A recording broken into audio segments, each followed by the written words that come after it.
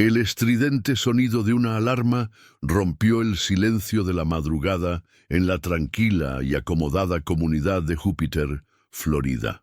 La casa en el número 200 de Casa Bendita se suponía que era un lugar de serenidad, una elegante propiedad frente al mar con exuberantes jardines y una impresionante vista del Atlántico. En cambio, se convirtió en el escenario de una pesadilla que nadie vio venir. Cuando llegaron los servicios de emergencia, se encontraron con una imagen escalofriante. En el baño principal, bajo el chorro de una ducha que aún corría, yacía el cuerpo del empresario de 66 años, Lani Horwitz. Su cuerpo estaba plagado de heridas de bala, con el rostro parcialmente oscurecido por la sangre y el agua. A primera vista, podría haber parecido un suicidio. Su mano agarraba una pistola, pero algo andaba mal. El ángulo era extraño, la escena demasiado caótica.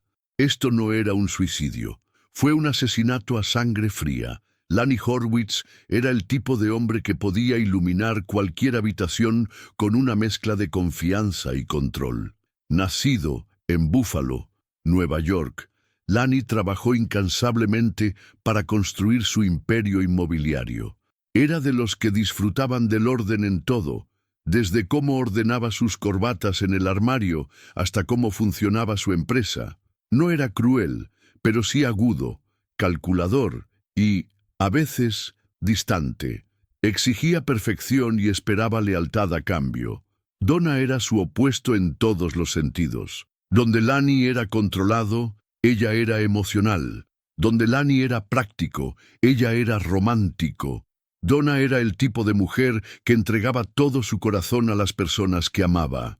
Cuando se conocieron, siendo adolescentes en la década de 1960, Lani quedó cautivado por su calidez y energía. Eran inseparables y, a los pocos años, se casaron, adaptándose a la cómoda vida del éxito juvenil. Su hijo, Radley, nació en 1974 y por un tiempo todo parecía idílico. Donna adoraba a Radley y Lani se dedicó por completo a construir un futuro para su familia. Pero con el tiempo empezaron a aparecer grietas. La intensa ética laboral de Lani implicaba largas horas fuera de casa. Donna, sola, empezó a sentirse abandonada. El primer divorcio de la pareja en la década de 1980 se produjo tras años de discusiones, acusaciones de infidelidad y disputas económicas. Pero su historia no terminó ahí. Para la década de 1990 se reconciliaron y se casaron por segunda vez. Sus amigos los describieron como dos personas que no podían vivir juntas, pero tampoco separadas. Su relación era tan apasionada como volátil, un minuto cariñosas, al siguiente gritándose desde el otro lado de la habitación. El segundo divorcio no puso fin a su enredo. Continuaron compartiendo una casa en Júpiter, Florida, en parte por Radley y en parte porque Donna nunca quiso separarse del todo. La lujosa propiedad frente al mar era tan hermosa como fría, una casa espaciosa con pisos de mármol blanco, muebles de madera pulida y ventanas que daban al océano. Sin embargo, a pesar de la impresionante vista, el ambiente dentro de la casa de los Horwitz estaba cargado de tensión. Para 2011, los sentimientos de Donna hacia Lani se habían tornado más oscuros. Llevaba un diario, llenando sus páginas con pensamientos sobre su vida, su ira y su soledad. A menudo llamaba a Lani «Señor malo» en esas páginas, un apodo burlón para un hombre que, según ella, había traicionado su confianza. Su resentimiento no era solo emocional. Corrían rumores de que Lani había estado saliendo con otra mujer, Francine.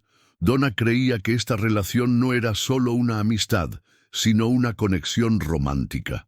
Cada vez que veía evidencia del vínculo de Lani con Francine, llamadas telefónicas, viajes, incluso menciones casuales, avivaba su ira. Radley había crecido viendo la relación de sus padres oscilar entre el amor y el caos. De adulto, tuvo sus propios problemas. Había sido comerciante de armas con licencia, pero terminó cumpliendo condena tras una venta ilegal de armas de fuego. Su relación con su padre era complicada, llena de respeto, ira y culpa. Para 2011, Radley vivía en la casa con sus padres. Se vio envuelto en sus constantes peleas, a menudo actuando como un amortiguador. Pero nadie podría haber predicho lo rápido que la situación se descontrolaría. La tensión entre Lanny y Donna no surgió de la noche a la mañana. Llevaba años creciendo, latente bajo la superficie como una olla a punto de desbordarse. Aunque vivían en la misma casa, su relación se había enfriado. Lanny pasaba gran parte del tiempo en su estudio o en viajes de negocios. Donna se ocupaba de pequeñas rutinas, a menudo quedándose en su habitación para evitar enfrentamientos. Cuando se cruzaban, sus conversaciones estaban teñidas de amargura. Lanny quería que Donna se fuera de casa. Consideraba que compartir la vivienda era un error, y se lo dijo. En un momento dado, supuestamente le dio un ultimátum. Vete cuando vuelva de Carolina del Norte. Había planeado un viaje con Francine, algo que Donna descubrió en el último minuto. La idea de que se fuera de viaje con otra mujer era como echar sal en una herida que llevaba años supurando. Para Donna, la humillación era insoportable. En su diario, escribió sobre su rabia y desesperación, desahogándose por el trato que Lanny le había dado. Se sentía como una mujer abandonada tras décadas de lealtad, abandonada a su suerte, a ver cómo otra mujer se abría paso a la vida que ella una vez tuvo. Las páginas de ese diario parecían un grito de socorro. Revelaban a una mujer que se sentía atrapada, abandonada y cada vez más inestable. Su ira no se limitaba a la relación de Lanny con Francine. Se trataba de perder el control de su matrimonio, su hogar y su identidad. La noche anterior a la muerte de Lanny, el ambiente en la casa de los Horwitz era tenso. Lanny estaba empacando para su viaje y Donna, según se dice, discutió con él sobre irse. La discusión se acaloró y sus voces resonaron por los pasillos. Radley, acostumbrado a sus peleas, intentó bloquearlas, retirándose a su habitación con tapones para los oídos. Pero algo era diferente esta vez. La ira era más profunda, las palabras más agudas. Donna había llegado a su límite. La mañana del 30 de septiembre de 2011 comenzó con una quietud inquietante. El amanecer apenas amanecía en la urbanización privada de Júpiter, Florida. La brisa marina traía una calma que contradecía el caos que estaba a punto de desatarse en la casa de los Horwitz. Radley Horwitz, ahora de 37 años, se había acostado tarde la noche anterior. Se había acostumbrado a usar tapones para los oídos para ahogar el ruido de las constantes discusiones de sus padres. Discusiones acaloradas que podían estallar a cualquier hora. Para Radley, quien aún vivía con sus padres, la casa ya no se sentía como su hogar. Era una prisión de amargura y rencores sin resolver. Alrededor de las 6:00 am, el silencio se rompió. Pop, pop. Dos fuertes crujidos resonaron por la casa. Incluso a través de sus tapones para los oídos, Radley sintió las vibraciones. Un sonido antinatural que lo despertó de golpe. Al principio, desorientado, pensó que eran fuegos artificiales o tal vez el petardeo de un coche afuera. Pero luego lo volvió a oír. Un clic metálico sordo, el inconfundible sonido del percutor de una pistola al caer sobre una recámara vacía. Radley se arrancó los tapones. El corazón le latía con fuerza mientras se levantaba de la cama a trompicones, tratando de comprender el ruido. La casa volvió a quedar en silencio, pero algo andaba mal, terriblemente mal. Gritó: «¿Papá? ¿Mamá?». No hubo respuesta. Agarrando su teléfono, corrió por el pasillo hacia el dormitorio principal. La puerta estaba entreabierta. El olor a pólvora aún flotaba en el aire, un olor que reconoció al instante de sus días como armero con licencia. Lo que vio a continuación lo perseguiría para siempre. El vapor llenaba el baño principal. La ducha estaba abierta, el agua salpicaba el suelo y se mezclaba con la sangre. Su padre, Lanny Horwitz, yacía desplomado en la bañera, con la cabeza inclinada hacia atrás y el rostro pálido. Tenía heridas de bala en el pecho y un disparo devastador en la boca. Su mano, flácida y ensangrentada, sostenía vagamente un revólver. Radley se quedó paralizado y entonces la vio. Donna estaba a unos metros de distancia, todavía vestida con su camisón. Tenía el pelo despeinado y las manos temblorosas. No lloraba ni corría a ayudar a Lanny. Simplemente observaba la escena, moviendo los labios como si recitara algo que solo ella podía oír. «Era tan horrible», susurró. «Era tan horrible». Radley salió de su asombro. «Mamá, ¿qué demonios pasó? ¿Qué hiciste?» Ella no respondió. Su mirada era distante, casi vacía, como si estuviera presenciando la pesadilla de otra persona. Radley agarró su teléfono y marcó al 911. Su voz temblaba, frenética. «Le dispararon a mi papá. Hay sangre por todas partes. Por favor, envíen a alguien». Cuando llegaron los servicios de emergencia, la escena alertó de inmediato. El guardia de seguridad privado de la urbanización fue el primero en entrar. Encontró a Radley paseando por el pasillo, con el pánico grabado en el rostro. Donna estaba sentada en una silla en un rincón, extrañamente tranquila, con las manos entrelazadas en el regazo. El guardia entró al baño y se quedó paralizado. El cuerpo de Lanny yacía en la ducha, con el agua aún cayéndole encima. El revólver, cargado de sangre, estaba aferrado en su mano, pero su ubicación no tenía sentido. La empuñadura no era natural, casi como si lo hubieran colocado allí después del hecho. El instinto del guardia le dijo que no se trataba de un suicidio. Con cuidado, le arrancó el arma de la mano a Lanny y la colocó sobre la encimera. La gran cantidad de heridas de bala hacía impensable la idea del suicidio. Nadie se dispara 9 veces. La policía llegó poco después y aseguró la casa rápidamente. La investigación comenzó con las preguntas inmediatas.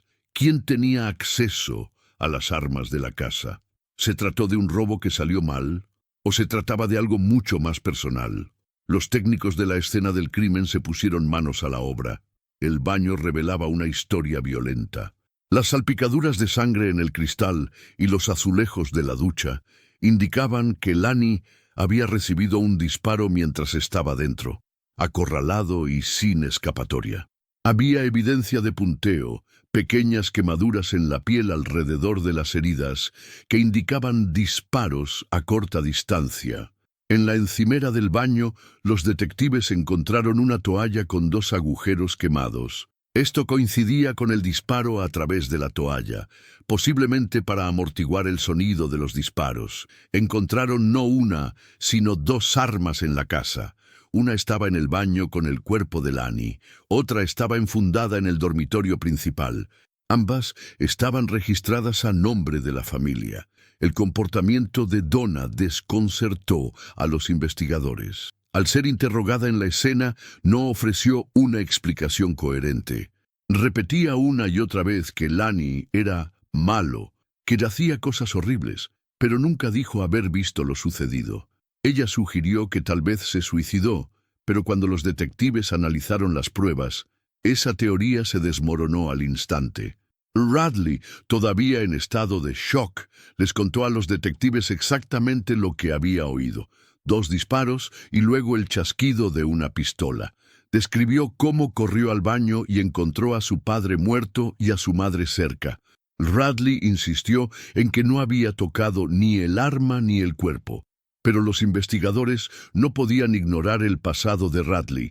Había sido comerciante de armas con licencia y tenía una condena previa por venta ilegal de armas de fuego.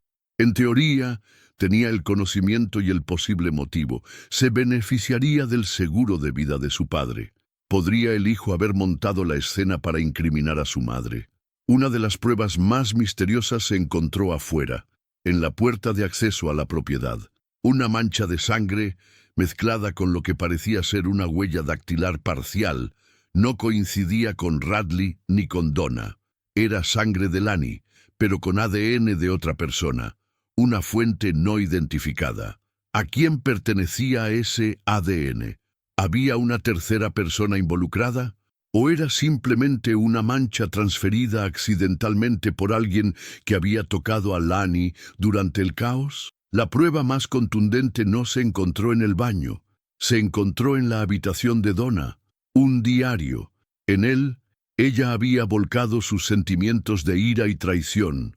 Una y otra vez, escribió sobre Lani, llamándolo Señor Mini, desahogando su ira por su relación con Francine y quejándose de sus intentos de echarla de la casa.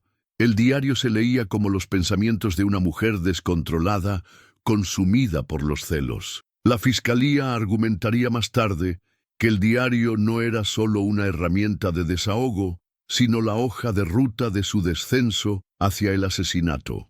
Al principio, los detectives consideraron a Radley sospechoso. Tenía antecedentes penales. Una vez estuvo en prisión por vender un arma ilegalmente y figuraba como beneficiario del seguro de vida de Lani. Pero a medida que los investigadores investigaban más a fondo, no encontraron ninguna prueba que vinculara a Radley con el asesinato. Las pruebas de residuos de disparos dieron negativo y no se encontró ADN suyo en las armas. Radley testificaría más tarde contra su propia madre, una decisión desgarradora que fracturaría para siempre lo que quedaba de su familia. En 2013, Donna Horwitz fue a juicio por el asesinato de su exmarido. La sala del tribunal estaba abarrotada. Por un lado, la fiscalía la retrató como una mujer celosa y despreciada que finalmente había perdido la cabeza. Mostraron al jurado fotografías de la escena del crimen, leyeron extractos de su diario y señalaron la brutalidad del asesinato. 9 balas disparadas a quemarropa. Por otro lado, la defensa intentó desviar la sospecha hacia Radley, sugiriendo que tenía tanto motivo como oportunidad. Argumentaron que Donna era una mujer de 66 años, con problemas de audición y sin antecedentes de violencia. ¿Podría realmente haber cometido un asesinato tan brutal? El jurado no tardó en decidir. Donna Horwitz fue declarada culpable de asesinato en primer grado y condenada a cadena perpetua sin libertad condicional. Pero la historia no terminó ahí. Donna apeló su condena y, en 2016, la Corte Suprema de Florida la anuló. El tribunal dictaminó que la fiscalía había utilizado indebidamente el silencio de Donna en la escena del crimen como prueba de culpabilidad, violando sus derechos constitucionales. Se ordenó un nuevo juicio. En 2017, Donna se enfrentó a un nuevo jurado. Esta vez, la fiscalía moderó su estrategia, centrándose en la montaña de pruebas circunstanciales en lugar de en su silencio. Hicieron hincapié en su diario, su enojo por la relación de Lani con Francine y su acceso al arma homicida. La defensa se mantuvo firme en su argumento. Radley era el verdadero asesino y Donna solo un chivo expiatorio. Tras días de deliberación, el jurado llegó a un veredicto. Donna Horwitz fue declarada culpable, no de asesinato en primer grado esta vez, sino de asesinato en segundo grado. Fue condenada a 32 años de prisión. Para Radley, el veredicto fue agridulce. Había perdido a su padre por asesinato y a su madre por una pena de prisión. Su familia estaba destrozada. Donna, ahora septuagenaria, sigue manteniendo su inocencia. Insiste en que amaba a Lani, a pesar de todo, y que no tenía motivos para matarlo, pero las pruebas y el jurado dicen lo contrario.